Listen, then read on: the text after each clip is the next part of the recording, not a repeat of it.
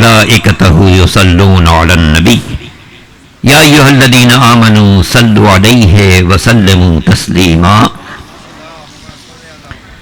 أعوذ بالله السميع العليم من الشيطان اللعين الرجيم بسم الله الرحمن الرحيم الحمد لله رب العالمين والعاقبة للمتقين والصلاة والسلام على النبي الأمي المكي المدني العربي الهاشمي سيدنا ونبينا أبي القاسم محمد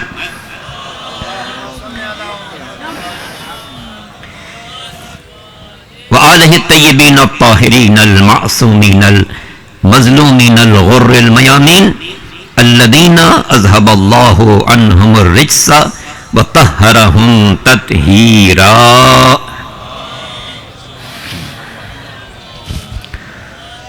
واللعنة الدائمة الباقية على أعدائهم أجمعين من يوم ظلمهم إلى يوم الدين أما بعد فقد قال الله سبحانه وتعالى في محكم كتابه الكريم وقوله الحق بسم الله الرحمن الرحيم يا أيها الذين آمنوا اتقوا الله وكونوا مع الصادقين. سب سے پہلے میں آپ تمام حضرات کو مبارکباد پیش کرتا ہوں بسلسلہ ولادت باسعادت خاتم الانبیاء احمد مجتبی محمد مصطفیٰ صلی اللہ علیہ وآلہ وسلم. اور چونکہ آج ہی کی تاریخ چھٹے امام کی ولادت باسعادت کی ہے اس لیے آپ کو دوسری مبارکباد پیش کرتا ہوں بسلسلہ ولادت باسعادت امام جعفر صادق علیہ السلام. اس دعا کے ساتھ کہ اللہ تعالیٰ ان دو معصوموں کے صدقے میں آپ تمام کے گھروں پر اپنی رحمت نازل فرمائے اور ہم سب کو محمد و آل محمد کے اسوہ حسنہ پر چلنے کی توفیق عطا فرمائے. محفل اختتام کے قریب پہنچ چکی ہے اور انتہائی حسین انداز سے ہمارے خطیب حسینیت نظامت فرما رہے تھے.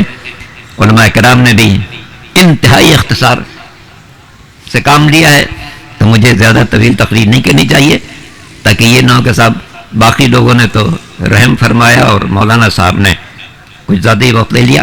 لیکن چند باتیں عرض کرتا چلوں گا.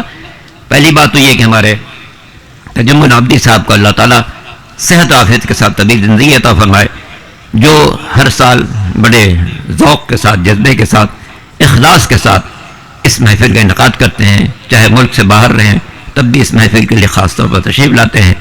بہت اہتمام کرتے ہیں شعراء سے وعدہ لینا علماء سے وعدہ لینا یہ کوئی آسان کام نہیں ہے جو اسے انجام دیتے ہیں. میں بارگاہ معبود میں دعا کرتا ہوں کہ اللہ تعالیٰ محترم تجمل عابدی صاحب کو صحت کے ساتھ طویل زندگی عطا فرمائے اور ان کی خدمات کو انہیں بہترین اجر و ثواب عطا فرمائے. اسی کے ساتھ ان کے بڑے بھائی جناب توکل حسین عابدی صاحب کے لیے بھی دعا ہے کہ اللہ تعالیٰ انہیں اپنی رحمت و مغفرت سے سرفراز فرمائے جنت الفردوس والا مراتب عطا فرمائے. حقیقت یہ ہے کہ آج کی تاریخ جیسا کہ آپ جانتے ہیں کہ دو معصوموں کی ولادت باسعادت ایک وہ نبی جس کا ہم کلمہ پڑھتے ہیں اور ایک وہ امام جس سے ہماری ملت منسوب ہے. سرکار دو عالم بھی صادق اور آج جس امام کی ولادت ہے وہ بھی صادق.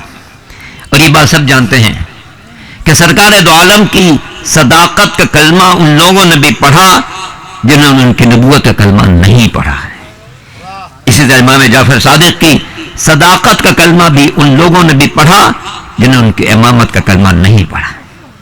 یہ کمال کی منزل ہے. قرآن نے یہی کہا کہ اتقوا اللہ وکونوا مع الصادقین، ہمیشہ صادقین کے ساتھ رہنا. ایسے صادق جو گفتار میں سچے، کردار میں سچے، سیرت میں سچے، زندگی کے ہر عنوان میں سچے نظر آئے ان کا ساتھ دینا ہے. مالک کا کرم ہے کہ یہاں پر جشن صادقین کا ہو رہا ہے اور ہر سال یہ جشن شاید میرا خیال ہے کہ 56 سال سے یہ مسلسل جشن منایا جا رہا ہے. اور ہم بارگاہ معبود میں دعا کرتا ہے کہ تجمل صاحب کو اللہ تعالیٰ صحت کے ساتھ رکھے اور ان کو اس خدمت کا بہترین اجر و ثواب عطا فرمائے. کائنات پیدا ہوئی جس ذات مقدس کے صدقے میں اس کے خود کا ارشاد کہ لولاک لما خلقت الافلاک، میرے حبیب اگر آپ کو پیدا کرنا مقصود نہ ہوتا تو بزم کائنات نہ سجائی جاتی.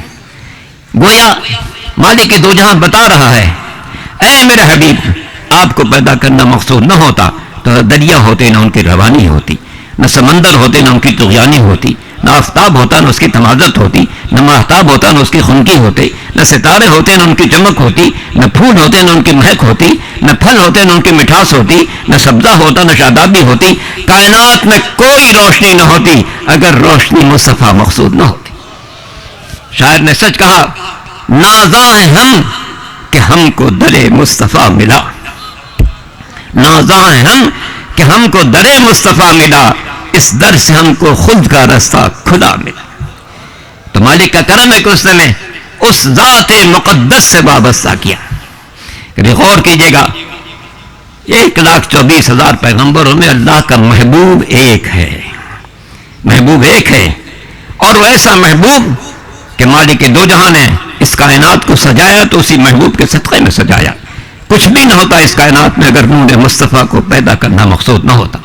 اور ہم پر خصوصی احسان کہ جو اس کا محبوب ہے ہمیں اس کی امت قرار دیا۔ میرے مالک تیرا کرم ہے، اور محبوب ایسا کہ اس کے قول کو اللہ نے اپنا قول قرار دیا، اس کے عمل کو اپنا عمل قرار دیا۔ اس نے گفتگو کی تو ارشاد ہوا، وما ينطق عن الهوى ان هو الا وحی یوحی، میرا نبی اپنی خواہش نفس سے کوئی کلام نہیں کرتا، وہ تو وحی الہی کی ترجمانی کرتا ہے۔ اور جس کے عمل کے بارے میں سورہ انفال میں ارشاد ہوا، وما رمیت اذ رمیت ولکن اللہ رما، میرے حبیب و کنکر جو آپ نے پھینکا تھا در حقیقت آپ نے نہیں پھینکا، اللہ نے پھینکا تھا۔ یہ کمال محبوبیت کی منزل ہے۔ اگرچہ تمام پیغمبر اللہ کے فرامین کو پہنچاتے تھے، مگر سرکار کی ذات ایسی ہے، سرکار کی ذات ایسی ہے کہ مالک نے ان کے کلام کو اپنا کلام قرار دیا، ان کے عمل کو اپنا عمل قرار دیا۔ اور پھر عزیزان محترم، ہمارے نہایت واجب احترام مولانا باقر زیدی صاحب نے کتنی اچھی گفتگو آپ سے فرمائی۔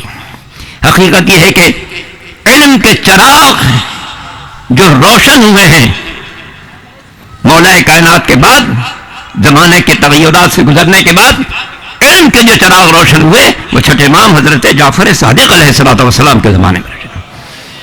بڑا اچھا کلام ایک شاعر نے پیش کیا تھا، اگرچہ انہوں نے 3 شعر پڑھے مگر ہر شعر بڑی جاذبیت رکھتا تھا۔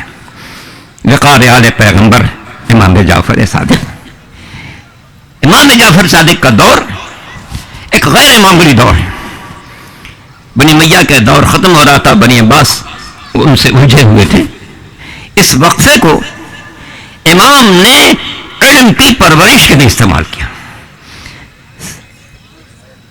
34 برس کا عرصہ ہے، سن 114 ہجری سے لے کے سن 148 ہجری تک، جب لوگوں کو پتا چلا کہ ہم آل محمد کے در پر آزادی سے جا سکتے ہیں۔ اس سے پہلے جو آتا تھا اس کا نام بلیک لسٹ ہو جاتا تھا۔ جب لوگوں نے محسوس کیا کہ ہم امام کے در دولت پر حاضری دے سکتے ہیں تو دنیا کے ہر علاقے سے لوگ جوق در جوق امام کی خدمت میں حاضر ہونا شروع ہوئے۔ کوئی علم فقہ جان چاہتا ہے، کوئی علم کلام چاہتا ہے، کوئی علم تفسیر چاہتا ہے، کوئی علم فلکیات چاہتا ہے، کوئی علم الہیات چاہتا ہے، کوئی کیمسٹری چاہتا ہے۔ امام ہر ایک کو اس کے شعبے میں مسلسل رہنمائی کر رہے ہیں۔ کم از کم 4000 شاگرد وہ تھے جو اپنے اپنے علاقے کے علماء سمجھے جاتے تھے۔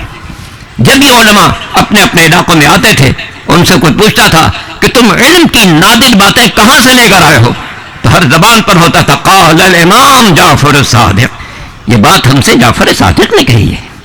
تو حقیقت یہ ہے کہ جو فقہ جعفری ہے وہی فقہ محمدی ہے، وہی فقہ علوی ہے، یہی فقہ حسنی ہے، وہی فقہ سے حسینی ہے، وہی فقہ سجادی ہے، وہی فقہ باقری ہے۔ مگر چونکہ چھٹے امام کے زمانے میں اس کو بہترین طریقے سے دنیا میں پھیلنے کا موقع ملا، اس سے فقہ جعفری قرار پائی، ملت جعفریہ قرار پائی۔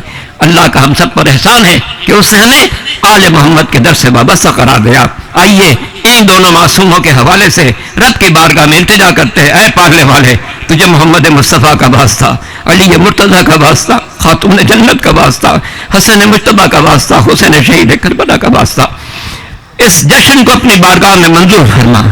تمام ائمہ طاہرین کا واسطہ ہے، ہماری کوتاہیوں سے درگزر فرما، ہمارے گناہان صغیرہ و کبیرہ کو معاف فرما، ہمیں آل محمد کے اسوہ حسنہ پر چلنے کی توفیق عطا فرما، امت مسلمہ کے درمیان اتفاق و اتحاد عطا فرما، جو لوگ ہمارے درمیان سازشیں کرتے ہیں، ہمیں لڑانا چاہتے ہیں، ان کی سازشوں کو ناکام فرما۔ میرے مالک حسینیت کے پرچم کو ساری دنیا میں بلند فرما، مقامات مقدسہ کی حفاظت فرما، جنت البقیع کی تعمیر نو کے اسباب فراہم فرما، ہم سب کو اس راستے پر چلا جو سرکار دو عالم ان کے اولاد طاہرین کا واسطہ ہے۔ کتنی اچھی بات کہی ہے کسی شاعر نے، اور اسی پر اختتام کروں۔ شاعر کہتا ہے